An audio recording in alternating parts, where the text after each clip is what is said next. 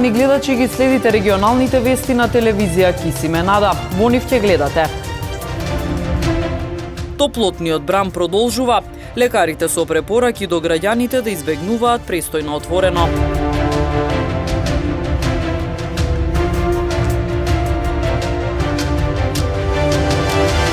Зголемена е потрошувачката на водата од Водовод и канализација Тетово со апел граѓаните рационално да ја користат водата.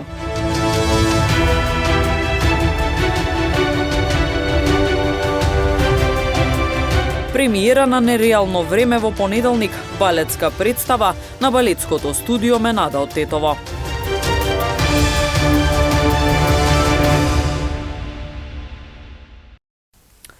Топлотниот бран продолжува. Лекарите со препораки до граѓаните да избегнуваат престој на отворено и да ги почитуваат општите препораки за заштита на здравјето. А кога користат клима уреди, температурните разлики треба да бидат од 5 до 7 степени пониски во однос на надворешната. Продолжува периодот на многу топло време со надпросечни температури за овој период од годината. Поради тоа надлежните апелираат граѓаните да ги почитуваат општите мерки за заштита на здравјето. Во најжешкиот период од денот, значи некаде од некој според од 10 до 11 до 5 часот, на најмалка можна мера сведување на активностите, носење со себе вода обавезно и не да се пие вода кога и сме жедни, тоа е аларм за организмот. Најдобро е на 20 минути, 15 до 20 минути, 2-3 голтки пиење, носење на светла облека, носење на очари за заштита на очите, носење на капи, шешир. Препораките на лекарите се граѓаните според можностите да престојуваат во климатизирани простори, но секако мора тие правилно да се користат. Климите се нужно зло и се многу корисни во услови на топлотни бранови и треба правилно да се користат. Прво треба од технички аспект да биде исправни, тоест најмалку 2 пати во годината да се чистат филтрите. Затоа што таму е извор на бактерии, вируси, прав, мувла и може да предизвикаат сериозни нарушувања на здравјето на организмот. Значи 2 пати годишно, како што е поупатството да најмалку чистење на филтрите. Што се однесува на температурата, таа не смее да биде температурната разлика, за да не се шокира организмот, поготово крвните садови, и тоа кај луѓе што со нарушено здравје, кај што не може адаптабилноста на самите крвни садови е намалена, треба да биде некаде од 5 до 7 степени во однос на надворешната температура. Многу е погрешно на сегашни температури 37-38 да се постави над 19. Никако. Тоа е ужасно атака врз здравјето на човекот. Метеоролозите најавуваат дека топлото време ќе продолжи и во следниот период. Во недела и понеделник температурата ќе се намали за неколку степени, а од вторник повторно ќе биде во пораст. Високите температури кои деновиве надминуваат 40 степени Целзиусови ја зголемија потрошувачката на вода. Од јавното предпријатие Водовод и канализација Тетово апелираат до граѓаните рационално да ја користат водата за пиење. Не е исклучена можноста за зголемена потрошувачка на вода во деновите кога се најавуваат високи температури, кои што може да достигнат и над 40 степени Целзиусови. Од јавното предпријатие Водовод и канализација Тетово апелираат до граѓаните рационално да ја користат и употребуваат водата, со цел да се избегне непотребно трошење на водата за време на топлите денови. Производството наше е над 400 литри во секунда. Значи, количините кои што се преследуваат во моментот се достатни за нормално трошење на вода. Значи, за нормалните потреби на градот, на граѓаните и така натаму. Меѓутоа се соочуваме со горештини кои што изискуваат да потрошувачката на самите граѓани, односно несовесноста на граѓанинот во потрошувачката на вода порасне. затоа би ве замолили вас, па и граѓаните, еден апел за што порационално и што посовесно користење на количините на вода кои што ги имаме. На многу места се соочуваме при одење низ град, се соочувам со црева надвор, со чешми пуштени за разладување, што спаѓа во групата на несовесно трошење на вода. Би ги замолил граѓаните да не трошат несовесно и да не трошат непотребни количини на вода, затоа што сето несовесно и непотребно трошење на количини на вода некој ќе остави без вода. Од јавното претпријатие Водовод и канализација се нагласува дека против сите граѓани кои што се диво приклучени на водоводната мрежа ќе биде покрената прекршочна постапка за сторено кривично дело, бидејќи со дивите приклучоци кои се забранети со закон се нанесува директна штета на системот за водоснабдување и на квалитетот на водоснабдувањето. Од Управата за хидрометеоролошки работи информираат дека мало намалување на температурите може да се очекува утре, но од вторник повторно ќе настапат температури дури и до 40 степен. Во Републикава времето е сончево и во Полошката котлина, а температурата во Тетово во 11 часот е 32 степени и таа во текот на денот и понатаму ќе се покачува. Денес Републиката е во портокалово ниво за опасност од високи температури, па така исто и Полошката котлина. Во следните денови најпрвин за кратко ќе се спуштат температурите и тоа ќе се почувствува утре. Наутро температурата ќе биде 17 степени во Тетово, а 34 степени, значи малку пониска температура во Тетово во текот на утрешниот ден. Во понеделник повторно ќе започне покачување на температурата, а по високи температури краткотрајно ќе има повторно од вторник, кога во Републиката температурите ќе се покачуваат и до 40 степен најпрвин, а во четврток кога очекуваме да биде најтопло и до 41 степен. Ќе се задржи сончево време со мала до умерена облачност, најсончево ќе биде во вторник.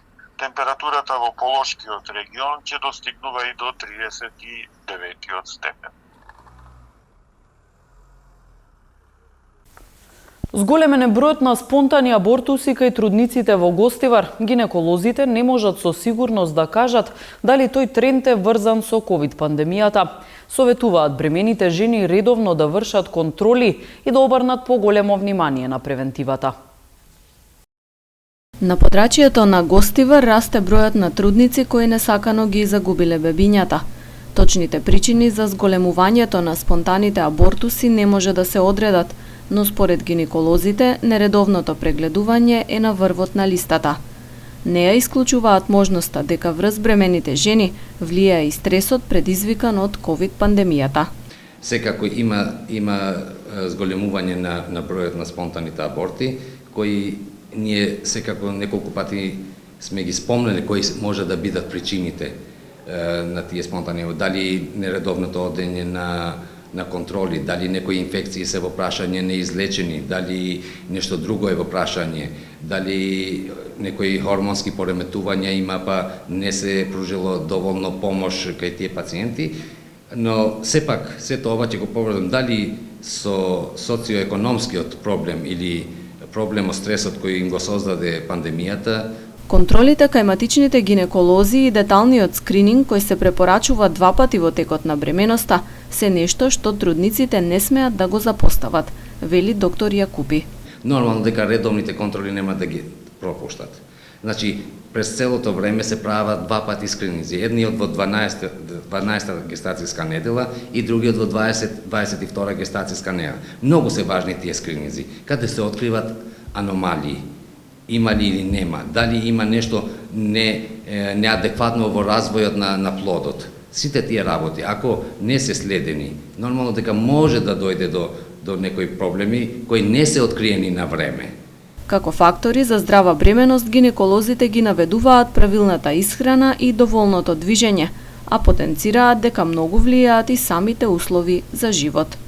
Нормално, исхраната е во прашање, се во прашање облеката, се во прашање психичката подготвеност на пациентката, начинот по кој се движи и сигурно и социјалниот начин на животот на таа пациентка. Ако една пациентка ќе се храни здраво, нема да е исто како таа што има лоши услови или пак живее во некој влажен дом или сите тие работи се посебни работи кои се одразуваат поразлично во секој дел од категорија на населението.